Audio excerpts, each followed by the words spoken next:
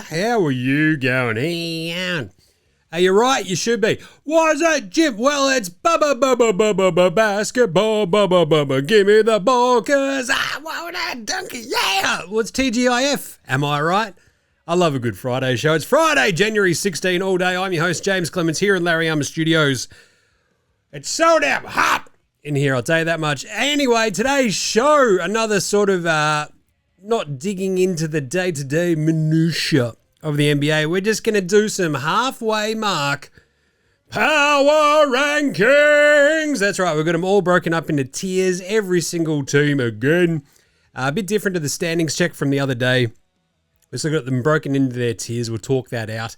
And we'll do some more halfway NBA Straya Awards. So none of the nerd awards, your MVP and all that sort of stuff. This is the bloke we most want to get a beer with, Australian and non-Australian editions. The most useless player, the MUP. The worst coach so far this season. The overhyped player that annoys me the most. That's a great NBA Straya Award, I'll tell you. Anyway, and that'll be it. We'll look at the games for tomorrow, set you up for them, and then get out of your hair because it's Friday. Got to go jump in the car, take the squids off to my folks, and, go absolutely hammer and tongs on some beers, I'll tell you. So, without further ado, let's get into it. We're going to talk some news as well at the top. NBA Europe, Kuminga, a couple of injuries. So, we'll do that and then get stuck right in. Let's go! The worst of these! This is Josh Giddey. G'day, this is Andrew Gaze. This is Jack White. This is Joe Ingles. This is Darcy Daniels. This is Chris Anstey. This is Matthew Dellavedova. This is Shane Hill. You're listening to NBA Australia. And you're listening to NBA Australia. And you're listening to NBA Straya. And you're listening to NBA Straya. And you're listening to NBA Straya. You're listening to NBA Australia. And you're listening and watching NBA Straya. This is NBA Australia. Let's do it. Watch out for the Shaq attack. Wow, you better watch out for the Anthony Black attack if you are, that's right, the entire Grizzlies team, basically. The dude went through 4 of them and dunked everywhere. So that was pretty fun. Anyway, so that was over in Europe. Enjoyed that. That was a fun game. We'll start there with the Daily Whip Around. NBA Europe. So Adam Silver, the do-nothing commissioner who does nothing but talk about how many things they're going to do and never does anything much about them, is talking about NBA Europe, which is pretty interesting because they're over in Europe right now. And you're like, that's neat. So why would we send Orlando and Memphis? Chaos. Anyway, so what he's talking about, though, is like the sort of new league that they want to, basically NBA Europe, right? They want to set up this new league over there with 12 teams that are like the foundation teams and then like 4 teams that make it into it via qualifying. Bit of a, slight relegation feel. It's interesting how this will work. But the 12 teams, it looks like in the minute, like they've got these host city ideas, right? So London and Manchester in England, Paris and Lyon in France. Oh, you can play the NBA Europe, huh? Spain will be Madrid and Barcelona. You've got Rome and Milan in Italy. You've got the Germans. It's Munich and Berlin, yeah. Greece, you've got Athens and Turkey. Istanbul, it's Constantinople now. It's Istanbul, it's Constantinople. So that's fine. I'm just like, that's great. I really, really am stoked on how the NBA is super, super pumped up to get this brand new league in Europe off the ground to compete with like all the existing Euro leagues. And I think it's a great idea. I think there's a lot of growth opportunity. I think it'll make them a lot of money. That's obviously what Adam Silver's kind of all about. Jim, if there's any way we can make some more money, that's what I'm going to do. It's my NBA. We're here to make money. We're not going to do anything, but we're going to make more money. That's what he does. He makes the owners a lot more money. And the players, I guess, but still. What shits me about this is that, they haven't even fucking made up their minds about bloody expansion in the NBA. For just give me Seattle and Vegas, then fucking deal with NBA Europe, you dickheads. It's not hard. Come on. Just give me back. I'm wearing the Sonics t-shirt today. I was in the Bottle-O this morning. That's not as sus as it sounds. Just It is so sus walking into a bottle shop at 10:30 in the morning with like your 7-year-old squid, buying like a really expensive bottle of Japanese whiskey in a slab because it's your one of your brother's birthdays. So anyway, that was fun. Nothing sus. But the bloke behind the counter is like, oh, I can't wait for Seattle to get back at the NBA. And I'm like, oh yeah, I'm wearing the Sonics t-shirt. Oh, I'm also wearing the Sonics hat. So I had to change my hat before I jumped on this show today.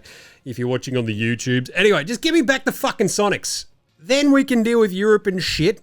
They're also like, oh, we might get this started by 2027. Fuckheads, you can't even decide if you want to like make $10 billion tomorrow by expanding the league until the end of 2026, you fuckwits. How do you reckon you're going to get 2027 up and going for brand new NBA Europe? You're off your fucking rocker. You need awesome investors who are going to go spend a shit ton of money and not make a bunch of it back for a while, right? In all those sort of 12 anchor cities, that's fine. Makes a lot of sense. You'll have a lot of eyeballs on you. You got a lot of sort of demand for basketball, especially in Germany.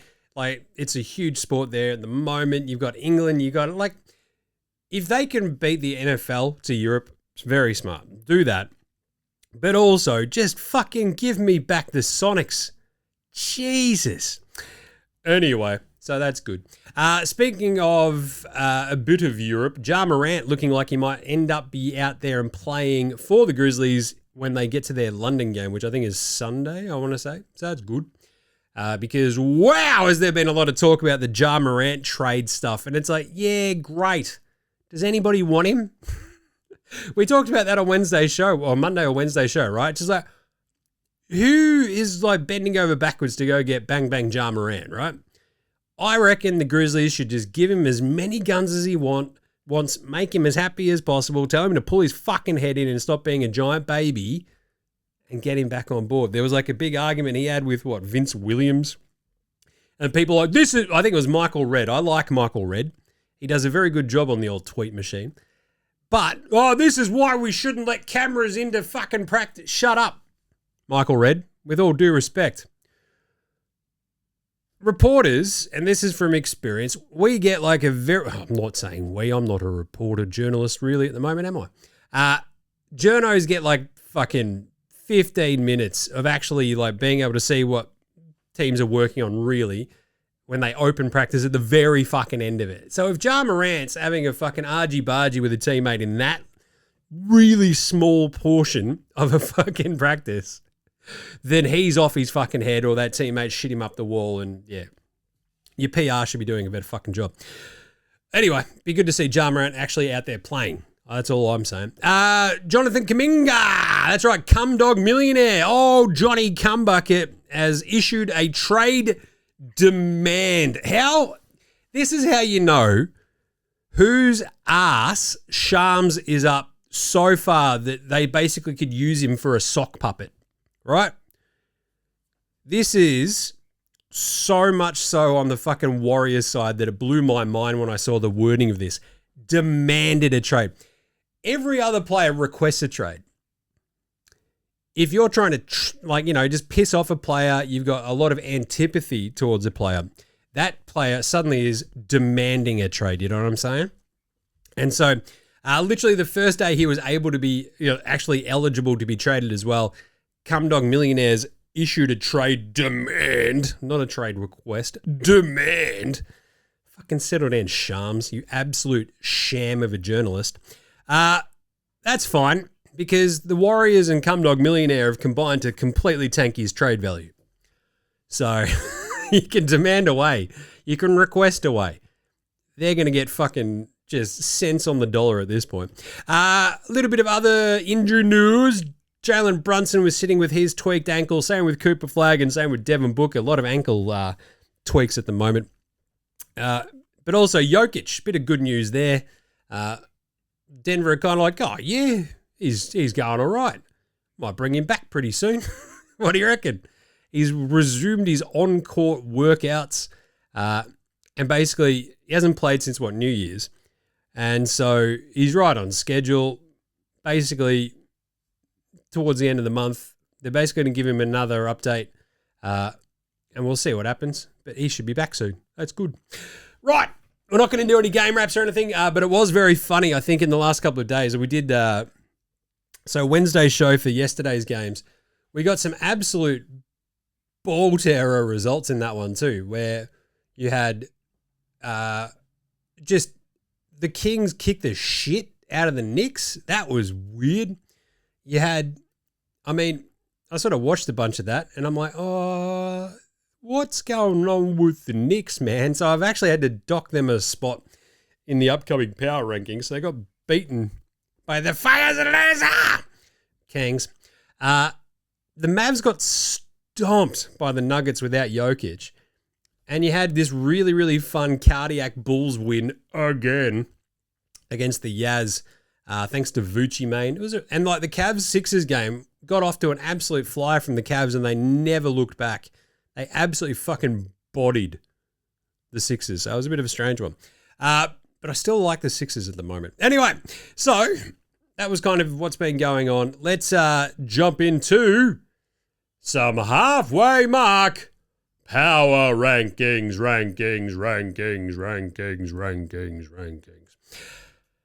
So we've been doing the weekly rankings. This one's like a little bit more of a halfway mark meta, pull back a bit, not just for this week kind of vibe, right? Kind of. But they're also sort of taking into account like the whole half season so far, but also like just trying to go a bit on recent form. What are they doing? Are they going to be above another team? Usually I do the power rankings in like, if these two teams played tomorrow, would this team beat the next one? And then I've got the tiers, right? The really bloody bad, the just bad, the fun but bad, the fine, I guess is.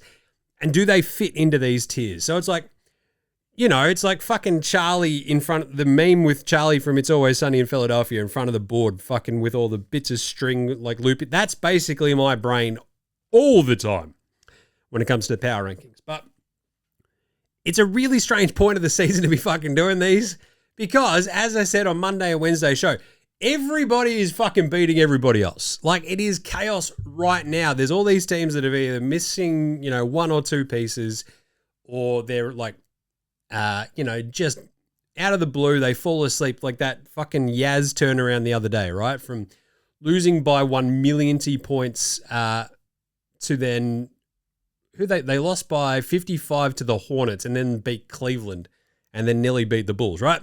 It's those sort of like that variability and how across the league, I still think the longest win streak is OKC with, what was it, 5 wins straight because they won today as well. But outside of that, it was like, we've still only got a 5-win streak and a 5-loss streak, which is Brooklyn on the flip side. So everything else is in the middle. There's no one that would been streaking out. So that's literally changed this week where there was only a 3-game losing streak and a 3-game winning streak. We've now got 5 and 5. So trying to go, well, this team would beat that one. It's a bit complicated right now, you know what I'm saying? So let's start at number 30. The really bloody bad tier. That is your Washington Wizards. But Jim, they actually won a couple of games. You watch the Wizards and you come away just going, what the hell was that? What was that? What the hell was that? They got smashed. Like, this is also a thing where they're just getting their heads kicked in right now. They got smashed by the Sixers, by the Pelicans, by the Suns, and by the Clippers. Like, they've lost all of those games by an absolute shit ton of points. So, yeah, look, this last week has been a rough one for the Wizards. The Trae Young stuff. They're like, yeah, we're going to keep him out until after the All-Star break, which is when we'll then sort of say, on the down low, we're shutting him down because of these injuries. We don't want to risk our trade asset of Trae Young. Like, that's what they'll do. So we'll see what happens. But the Wizards stink. Should they get rid of Middleton? I still reckon keeping that sort of like older head around makes a bit more sense. Just keep him there. What are you doing? They did shut down Cam Whitmore for the season, but no one cares about that. Brooklyn! They're at 29 because they're on a 5-game losing streak and they're not very good. They're also kind of like, so who we get? But they've been a little bit more competitive than the Wizards. right in that game. They lost to the Grizzlies at the start of the week, just lost to the Pelicans yesterday. We're right there with the Magic. This team plays fucking hard. It's a little bit different to the Wizards who just have these blowout games left, right, and fucking center, right? So I will give them the benefit of the doubt because between like MPJ, Goddamn, and Noah Clowney, Claxton and co, like they're tough. They're playing hard. They're not very good. They're 11-27. They're 10-33. New Orleans Pelicans are up next because they literally just beat the Brooklyn Nets yesterday. The Pelicans should be better than they are, and it's hard to sort of like really pinpoint why they suck. Their lack of an actual sort of point guard and going, well, we're starting Jeremiah Fears, Jim. It's like that might be a lot of your problem. You got Derek Queen. He's fine, but yeah, they're really bloody bad. So, and the last team in the really bloody bad tier is obviously the Sacramento Kings. That team is probably one of the most topsy-turvy, chaotic teams we've seen in recent years because they can turn around and beat the Knicks like they did yesterday. They're 11-30. They've won 3 games straight now over the Knicks, the Lakers, and the Rockets. Go and fucking figure that out. Right? It's insane. They're going through this crazy hard stretch of their season and they've just won 3 on the trot.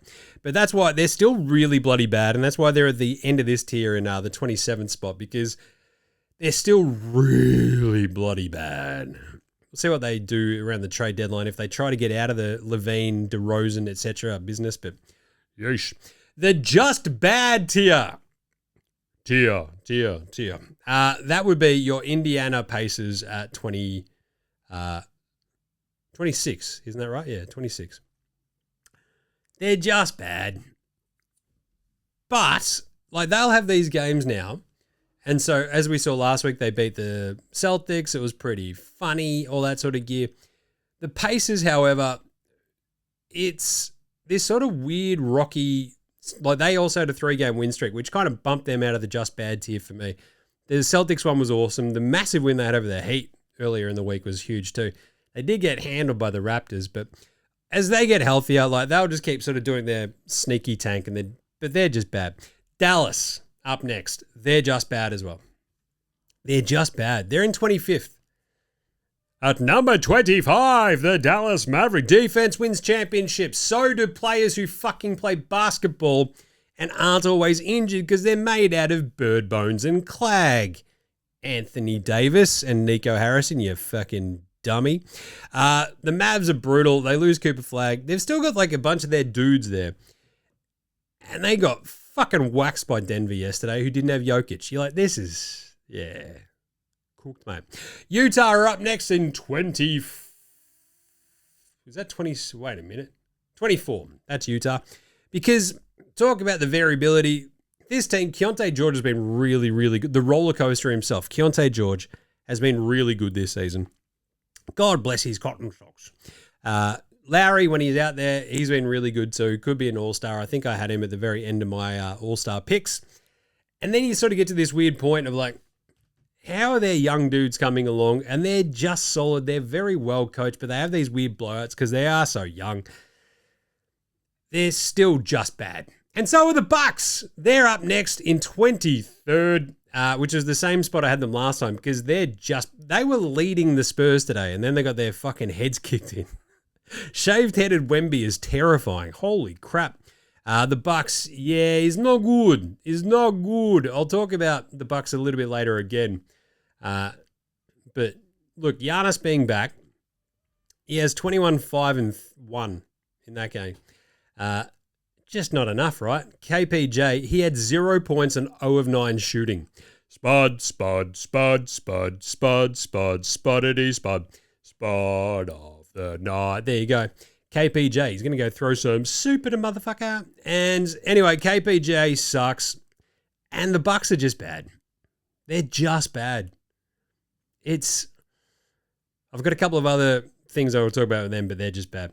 Next up, the fun but bad tier. That would be, of course, your Charlotte Hornets in 22nd because they're fun, but they are still very, very bad. right? They're just really bad. Because, 14 and 26, they've won 4 of their last 10. And you're like, okay, so as long as they've got their dudes, they're fun. I've talked about this before. LaMelo, Connie Nips, Brandon Spindle's Brandon Miller, obviously. And like when they've got their dudes, they're just kind of fun. They run and gun, but they're also still, but they're fun but bad. The Grizzlies are fun but bad. They'll have some moments where you're like, I can sort of see the idealized version of this Grizzlies team when Zach Edey was out there causing all sorts. But they're also just bad because they've never got anyone actually playing for them. And the Chicago Bulls are at 20th because they're fun. They win these crazy games sometimes. They're also bad, right? Their defense stinks. It stinks. They are giving up 120.9 points in the per game. And in the East, that is the second worst defense in the East. The East has got some pretty bloody bad teams in it, and the Bulls are the second worst defense. That is absolutely abysmal. What are you doing, Chicago? They're fun, but they are bad. The fine I guessed here. So they're fine, I guess. 19, your Golden State Warriors. They're fine, I guess. There is a really strange lack of defensive sort of, I don't know. It's not identity is actually probably about it because their defense is pretty solid, right? With Jimmy Butler, Draymond, wow, do they need, they keep going, what about Michael Porter Jr.? We'll trade for him. I think that's probably fine, but I think you've also got some bigger fucking holes to fill. Like, if they could just get like a big dude who could block some shots. Wow, I feel like that would help them. They're fine, I guess.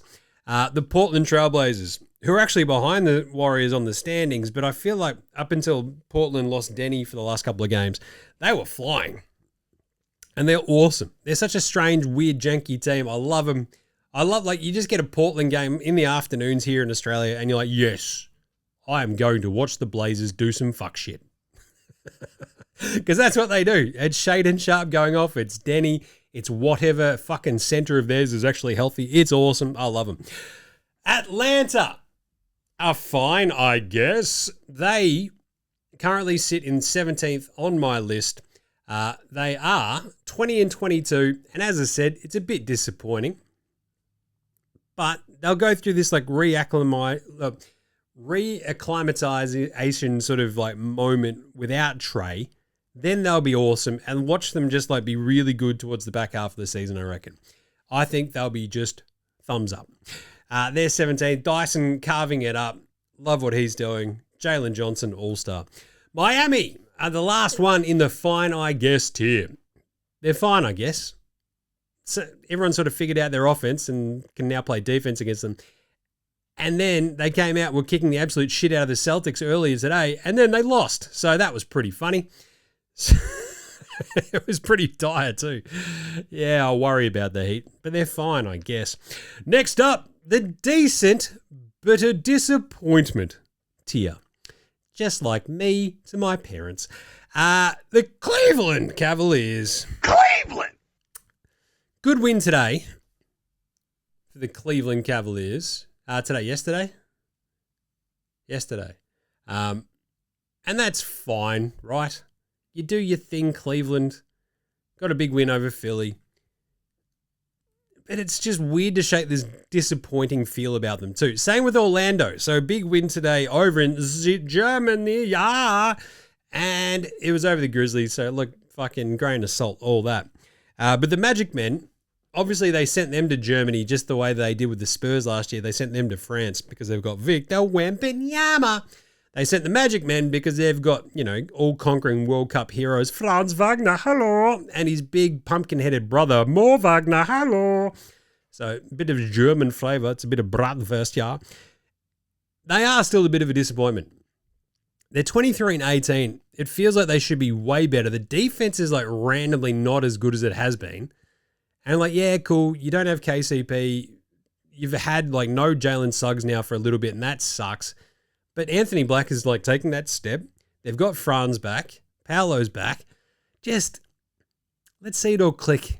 And if it doesn't, I'm starting to get worried about your man Jamal Mosley. The decent bit of disappointment, that's still the Clippers. They've turned it on. They've like absolutely fucking shot right back up these rankings. I think they were 29th last time I did them. They are now sitting in 13th. That's fucking crazy. But they're still a disappointment because they should be way better. And that's why I'm sort of taking this entire, like, if you were just doing this in the last week, they'd probably be top 10 because they've won fucking like 9 of their last 11 games. That might even be now up to like 10 of the last 12. So, but the Clippers are still a bit of a disappointment across the season because they can't get out of their own way and they're 17-23 despite winning 10 of their last 12 games. It's absurd. Kawhi is playing off his fucking head though. The fun good tier. That's 12. That's your Phoenix Suns. They are fun. They are good. Today, they threw absolutely everything at Detroit without Devin Booker. Felt like they were going to win it for a bit there. And then the Detroit basketballing Pistons it was a fucking rock fight in that last quarter, but they just sort of eke it out and get the win. The Phoenix Suns, though, the way they play, I talked about this a little bit the other day. They play together like an actual team more than a lot of these other teams out there. So they're fun good. They are. Like, it's kind of weird. I want to punch Grayson Allen in the head, but they're fun good, that team. The Lakers, they're fun and they're good. They're not that much fun, though, right? That's why they're in 11th. Because the Luka thing, yes, he is an otherworldly talent.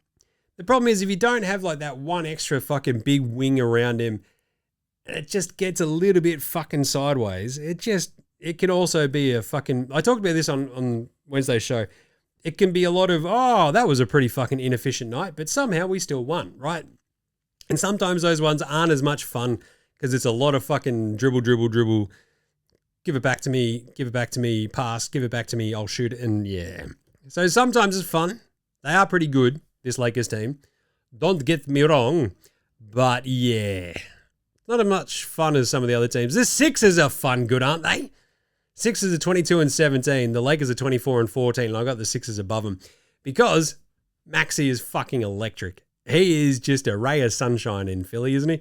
Especially with Embiid and Paul George moping around the joint, just looking all fucking. But Embiid looked awesome the other day. Had his sick dunk. You're like, that's good. Keep dunking, sir. You're 7'40". You should be able to jump more than a fucking phone book. So Sixers there. I feel okay about that. The Sixers are fun good. They're in the 10 spot. Number 9. And could be sneaking ahead of the New York Knickerbockers in the next one to the pretty good tier. The Raptors are such a hard team to peg. They are so strange. They've been really good like the last 2 weeks. They're back up to 25-17. They're 4th in the East.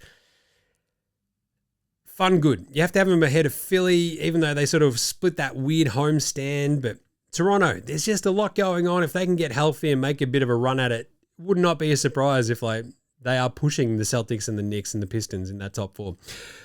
The pretty good tier, that'd be the New York Knickerbockers. These are the teams that I had to knock. They're 25-15 because they lost to Sacramento. They go below the Boston Celtics. So the Knicks, obviously missing Brunson, rough scenes. You get that on the big jobs, right? Injuries occur. Tweaked ankle, hopefully he's all right in the long term, but you know, look, the Knicks, it's been such a strange year. And as I said the other day, you're still 25-15. It's going to be okay, but they have lost 6 of their last 8 games. So, yeah, not great. Not great. They're still pretty good, though. There's a lot of talent on that team. The Boston Celtics are up next. What's that? Is that in the 7 spot? So the Knicks are 8, Celtics are 7.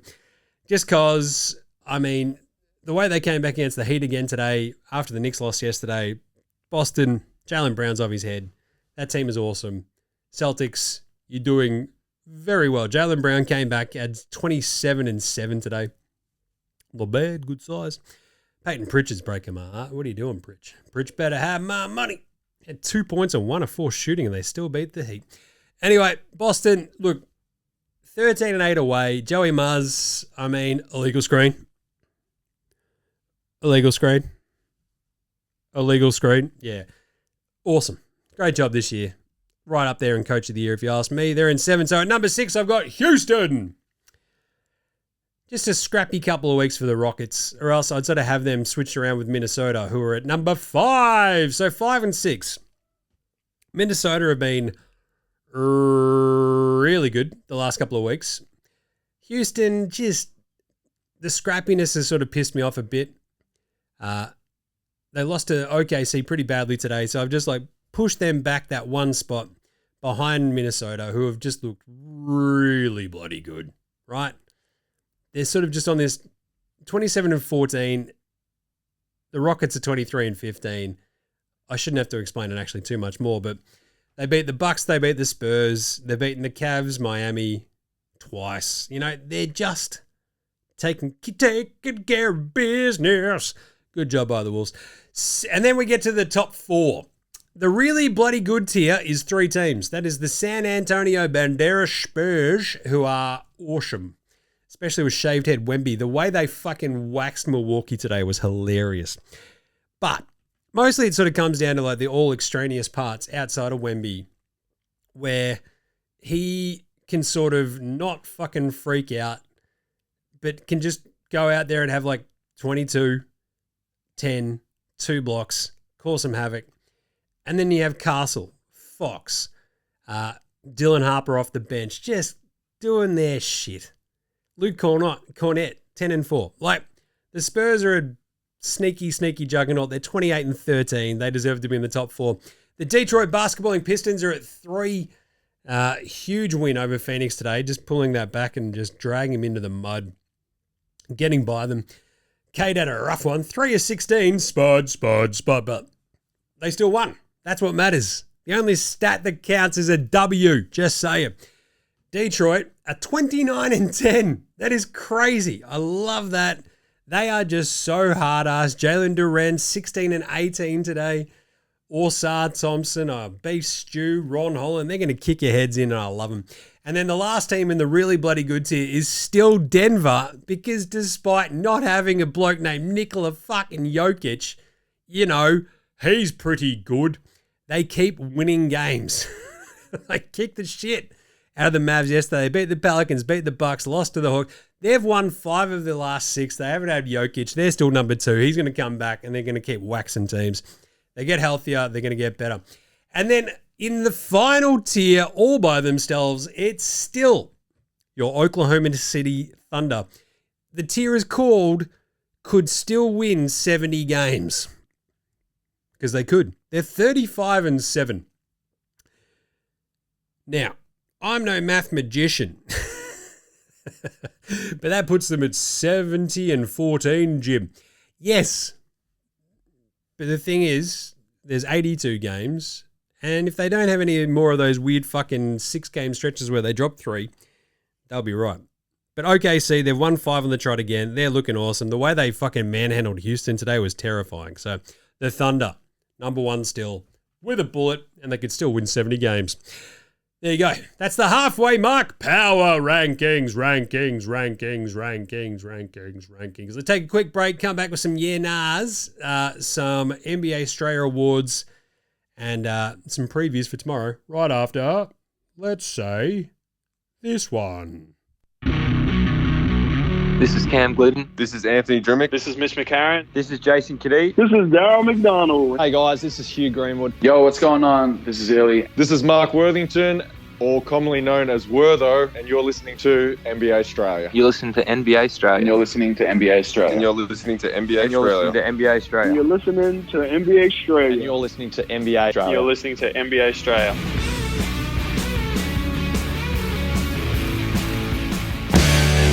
All right, let's do some yeah-nahs, brought to you by Yo. That's right. You can go help support the show by going to buymeacoffee.com/NBA Australia. You can shout us a coffee, shout us a tin, whatever. You can sign up to the Dead Set Legends Club as well. And basically help support the show. Keep the pirate ship afloat. Very, very, very much appreciate all the legends who have already joined up. We're working on the band's team's corollaries as well.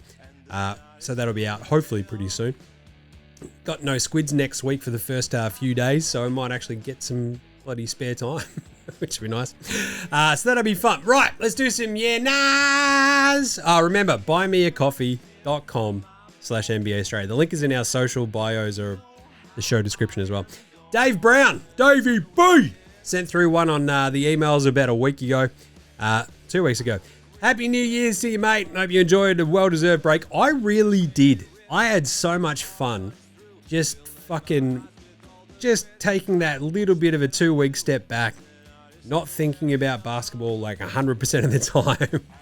Like, I was talking with my brother-in-law, old brother Billy, about the fact that the Boxing Day test finished in 2 days was actually a bit of a fucking good thing, because I didn't spend 4 or 5 days just sort of always looking at my phone for score updates.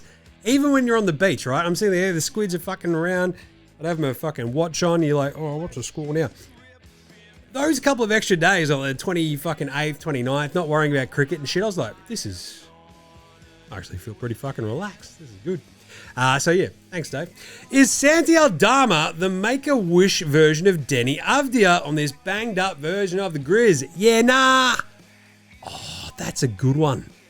He kind of was, kind of is.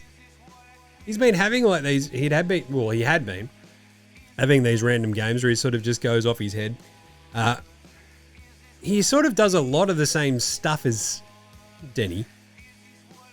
He's not quite as talented, and he sort of doesn't quite do all the same shit.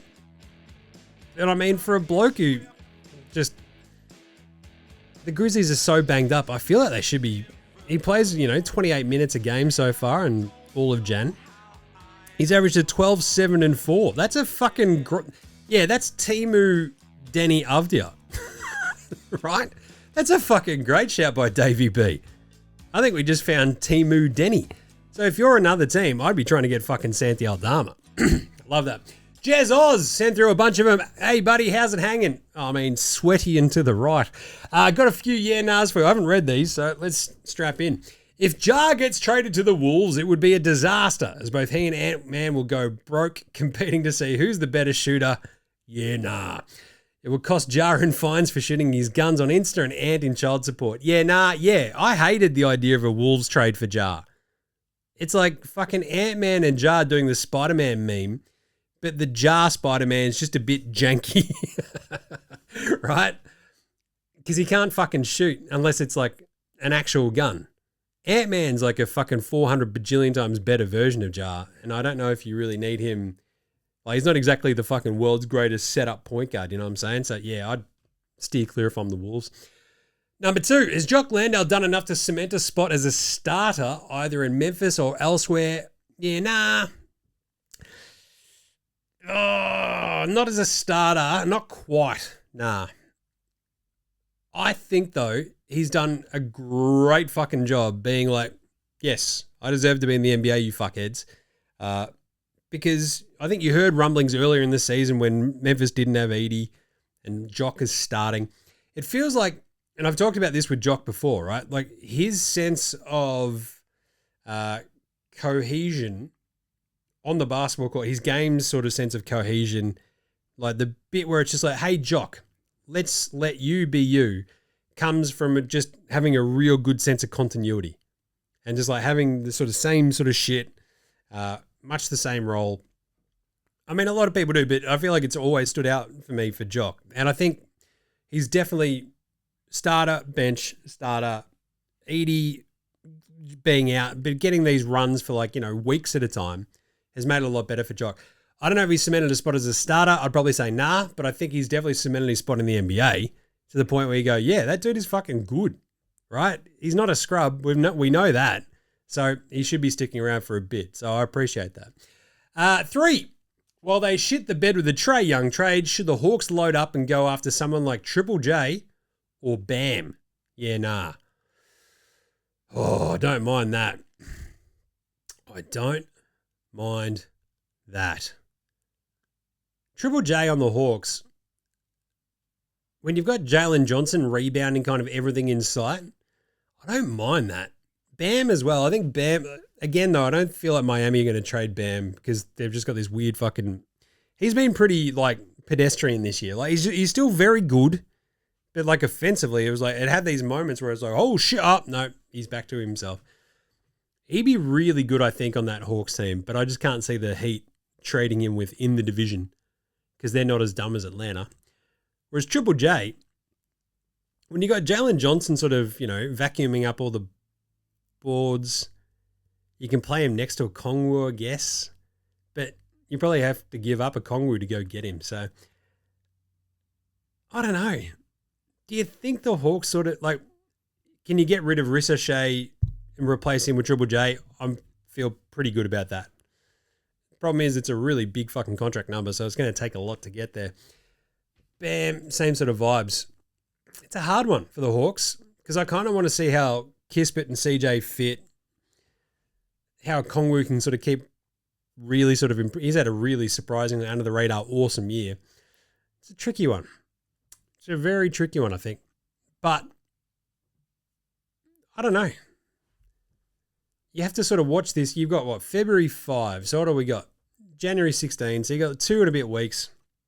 See how it looks. Do you want to make another trade and sort of change up heaps and heaps and heaps all at once? Or do you just want to roll with, I'd probably rather roll with just going, fuck it.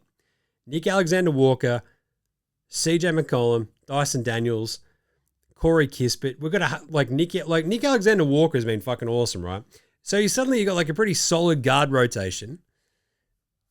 Is Riz Shea going to fucking give you just like that shit? Can he give you the shit? Jalen Johnson is. Is Kongwu good enough? I don't know. I'd probably roll with what they've got and sort of see how it goes. I don't know. Last one. With so many injury disqualified candidates, is the MVP race wide open for LeBron and his minions to campaign to get him another one just because he's 41? Yeah, nah. I feel like LeBron's also at the edge of his how many games he's played, right? I feel. Let's have a look. Because, yeah, I think you got to hit your 65-point mark. And LeBron has played currently 21. Yeah, he's well behind. So I don't know if he'll get to the 65 mark. So, yeah, he's probably going to not get there. So I'm going to say nah. But I love the idea because he might just go, fuck it. Make me MVP again, dickheads. Go on. I'm 41. How valuable am I? Am I more valuable than Luka? Probably not. Let's do some NBA STRAYA Awards. Now look at me, please. Look at me. Look at me. Look at me. A couple of unpopular opinions in this one. Who's the most overhyped and definitely not worth it candidates this year so far, halfway through the season? It's Cumdog Millionaire. Who fucking cares? If one of the smartest coaches we've got can't figure out how to get his head right next to Steph Curry, one of the most fucking, like, accommodating of superstars we've ever seen. A dude like Draymond and Jimmy Butler, who are only really, like, they might be fucking lunatics, but God, all they want to do is win and succeed. The amount of fucking, like, chatter and talk about Cumdog Millionaire, just, who fucking cares, mate? Just settle down. The next one is Yabusele. Remember how everyone's like, oh, Yabusele, New York. He's done fucking nothing this year. Talk about overhyped. Number 3, Miles Turner. Whoa, boy. How's that grass going over there? Is it greener? I just need to check. He's like, Jim, you know how much more money I've got now? I can pay for as much grass and make it as green as I want. I'm like, dude, fair play. He's averaging 12 and 5. Imagine capping yourself out into cap fucking hell and paying Dame Lillard $1 billion fucking dollars for the next 27 years so you can get 12 and 5. No wonder Giannis is like, fuck this, I'm out of here, this is fucking bullshit. He's averaging 12 and 5 in 1.5 blocks fucking. Yeah, no good. And then obviously fucking with a bullet, number 2, Ja Morant and Trae Young at number 1. Talk about overhyped and not worth it. Like, Jesus Christ. Oh, who's Ja Morant going to get traded to? It doesn't really fucking matter because they're not going to win shit with him, are they? He's got the fucking place set up for him right here in Memphis and he's fucked it. What do you reckon he'll do in the next place? I don't know, Jim. Probably fuck it. Just saying. Trae Young, same sort of thing. Dude can't hit a fucking 3 to save his life. Who gives a shit? He's been exiled now to fucking NBA Siberia, aka Washington, And back her up, boys. Not worth it. Who gives a fuck? Seriously. Oh, he's a superstar. People want to see him. Not if he's no good. How long do you reckon that lasts, right? Oh, people fucking love him. Not if he's shit. People are going to go, oh, he's shit. Fuck that guy. I'm not going to pay extra to go see him. Anyway, next up though. Best bloke to get a beer with, Aussie edition. Number 5, Luke Travers. There's a man with a sick haircut, and I reckon I could sit down and have a chin wag with. Number 4, Dyson Daniels. Have sat with, had whilst I was having a beer. He wasn't drinking. Good chat, good legend. He's at number 4. Number 3, Gids. Have done the same. I was drinking beers. He was awesome. Actually, I've met him twice now. 3? 3 times. Legend. I don't know what I would give to sit down and go, hey, Josh, so tell us about the new misso. But also, you're right. You just how you going? I love those how you going conversations. I should be sponsored by like a men's mental health thing, shouldn't I? I fucking love talking about men's mental health. That's what it's all about. Look after your fucking chickens. Look after your mentals. Jock Landale's at number 2. Love to sit down with him and go, hey, Jock, you walking to Memphis? Walk in Memphis. We go have some, fuck their barbecue's good in Memphis. Go hang out, knock back a few tins, talk about Geelong. And number 1, he's always going to get it. It's Jingles. Probably have a fucking beer with him courtside while the Wolves are playing. And he'd be like, oh, yeah, I can have a couple. Coach isn't going to put me in if I don't let him. So there you go. That's the Aussie edition. Travers, Dyson, Gids, Jock, and Jingles. Love that. The worst coach of the year award so far at the halfway mark. Number 5, Brian Keefe. Who's he fucking coach of? Jim Washington. Did you even know that? Yeah. Number 4, Willie. Where are you, Willie? He got fired. That's how bad he was. Same goes for Chauncey Billups. Worst coach of the year because he's been fucking under house arrest since the fucking first week of the season. That's pretty fucking bad. But amazingly enough, he's not as bad as the next 2. Number 2, Doug Christie. Jesus, he sucks. It's just, oh, but he's a former player. He just gets him, does he? Everyone fucking hated him when he was a player. How the fuck do you think they feel about him now? And number 1, Doc Rivers. I'm going to keep banging this fucking drum for as long as I possibly can. It's great that he knows a lot about basketball. It's great that he's a nice dude. I still think and contend that he's a shit fucking basketball coach. Prove me wrong, Doc. I can't, Jim. It's somebody else's fault every single time somehow. Yeah, amazing how that works. Best bloke to get a beer with, non-Aussie edition. Number 5, it's Goga. Goga looks like so much fucking fun. Goga looks like the bloke that you're hanging out with after a few tins and suddenly you're in a stolen car. Right? You don't know how it happened. You don't know where it came from. But you and Goga are like, oh, I fucking think we're in this together. It's going to be a big night. Number 4, Derek White. Derek White seems like the most fun, like Celtic easily, I reckon. Because Peyton Pritchard, he's like that mouthy little fucking prick that we all know, that he gets a couple of beer and he gets you into a fight. Peyton Pritchard definitely gets his mates into fights all the fucking time. I want no bar of that, right? I don't want to be fighting. Derek White just seems like the most fucking chill dude on that Celtics team that's also funny and also kind of cool and can like laugh off having no teeth and shit like that, right? I'm kind of on board with Derek White. I'd have a beer with him. Number 3, I just said I don't want to be involved in fights, but this is the guy who's not going to get you into a fight. He's going to figure out all the other fights and make sure none of these fights get to you. It's fighting Bobby Portis. Fighting around the world. Give him those crazy eyes. Give him 2 beers and just see what happens. Number 2, Nicola Jokic. Hello. He'd just be fucking chewing your ear off about horses. Then he's up on the table doing the Opa dance. There's a man who likes to party. There's a man who can drink you under the table as well. I'm a little bit terrified of drinking beers with Nikola Jokic, but I'm still okay with it. And number 1, as per usual, oh, bro, I don't know if I need any more beers, but here's another slab. and let's get stuck in Agem. That would be Steven Adams, bro. You can't, you would just let Steven Adams rip. Just give him 3 beers, get him started on a story, and you'd never hear the end of it. Just all the adventures that motherfucker's been on, talking about all of his crazy shit he grew up with in New Zealand and brew. Like, I'm here for it. That'd be a great time. Steven Adams, awesome. He's having a great time in Houston. He's doing great shit. I love it. Love Steven Adams. Fuck yes. Keep going, Steven Adams. I'm all about it. He could almost be in the Aussie edition, but we all know that he can't be, and we don't do that. Anyway, love that. All right, last NBA Australia award before we do some previews for tomorrow. Once I actually get to me thing, there we go. Most useless player. This is the opposite of MVP. Look, we've got a couple of oldies there. You can throw out Kyle Lowry, Al Horford, CP3. Yeah, nah. Cam Whitmore, injured, but that's all right. Number 5 is Bronny James.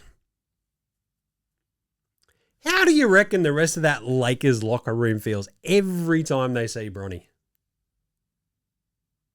Do you reckon JJ Redick is like, this is a great idea having LeBron's son play because he's shit and it's awesome having him fucking just take a list spot? I love this. Absolutely useless. You can't tell me that Bronny James is giving you more than Patty Mills could give you right now. Not at all. Number 4. Chris Bobby Boucher. Jeez, Jim, I forgot all about him. Yeah, and he's on the Celtics. You know what they need? A big dude who can shoot a little bit. That's Chris Boucher. Not this year. He's been wildly fucking useless. Jared Vanderbilt. There's another bloke. Oh, he could have been on my overhype list as well. Just wait till Vando gets back. Vando. And he's just been shithouse. Yeah, D-Lo is at number 2, and so is his old mucker at number 1, Kyle Kuzma, the Armenian Allen-looking motherfucker. Not interested in being a basketball player, I think. Just more like, hey, how good's fashion? It's like, great, Kyle. Great. I'm very happy for you. And D-Lo is so fucking useless that even Jason Kidd is just going, this guy fucking sucks, and I hate him. Like, again, another overhyped signing, right, for the Dallas Mavericks. Oh, we've got our point guard. It's D-Lo. And he's like, hello. And you're like, oh, this guy is fucked. Nah, can't do that. So D-Lo and Kuzma, 2 former Lakers, a couple of muckers, your MUPs, most useless players, right there. All right, let's do some quick game previews for tomorrow. All right, what do we got? What is going on tomorrow's slate?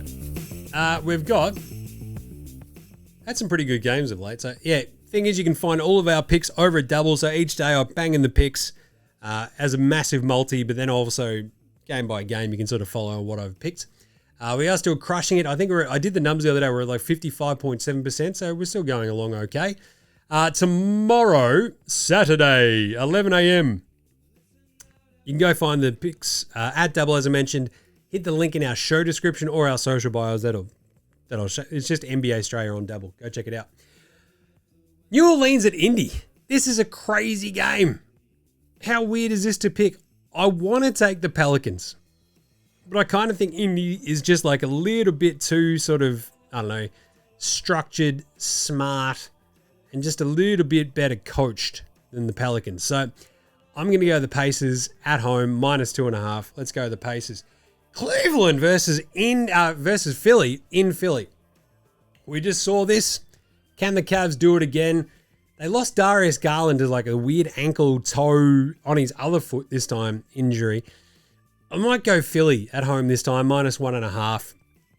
Just every time they lose sort of Garland or Mobley or Allen or Donnie sits out, shit just goes a bit weird for the Cavs. So I'm going to go the Sixers.